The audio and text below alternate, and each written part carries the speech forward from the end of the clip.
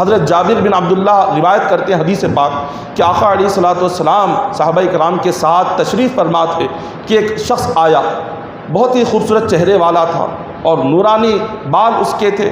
حضور کے سامنے آ کر بیٹھ گیا، کوئی انہیں پہچانتا نہیں تھا، یہ کون ہے معلوم نہیں تھا۔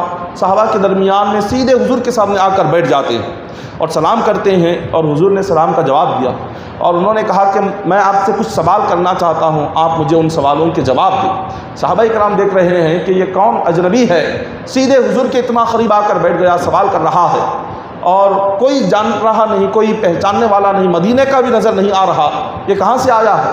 تو انہوں نے آ کر حضور سے جب کہا کہ کچھ سوال میرے ہیں، حضور نے فرمایا بتاؤ تم کیا سوال کرنا چاہتے ہو۔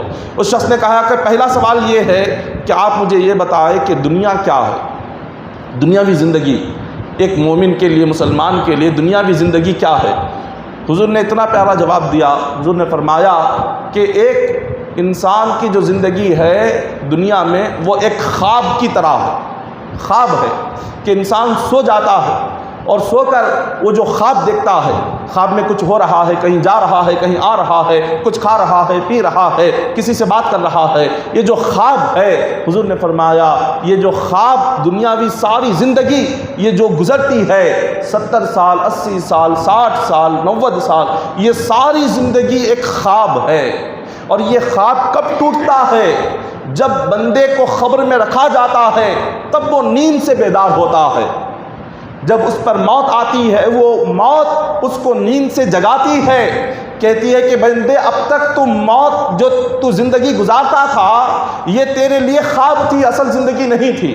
جب اس کو سکرات لگتی ہے تب اس کی آنکھ کھلتی ہے، جب اس کو قبر میں رکھا جاتا ہے تب وہ دیکھتا ہے کہ اصل میری زندگی تو یہاں سے شروع ہے، اور وہ دنیاوی زندگی کو یاد کرتا ہے۔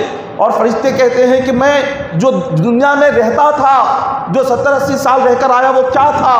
فرشتے کہتے ہیں یہاں آخرت کی زندگی کے مقابلے میں وہ خواب کی زندگی تھی۔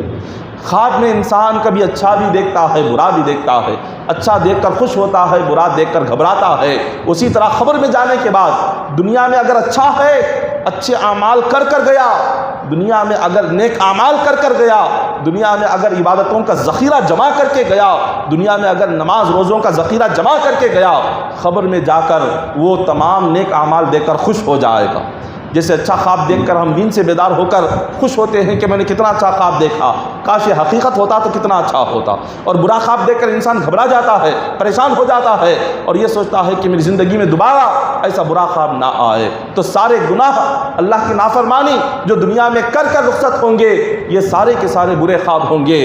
جب وہ قبر میں جاگے گا دیکھے گا کہ اس نے اپنی زندگی میں کتنے برے اعمال کیے اور کتنے اس نے گناہ کیے، وہ گھبرا جائے گا، سوچے گا کہ اب پتہ نہیں ان گناہوں پر مجھے کیا عذاب ہوگا۔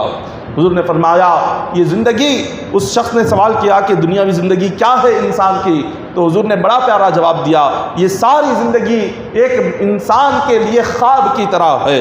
پھر اس نے دوسرا سوال کیا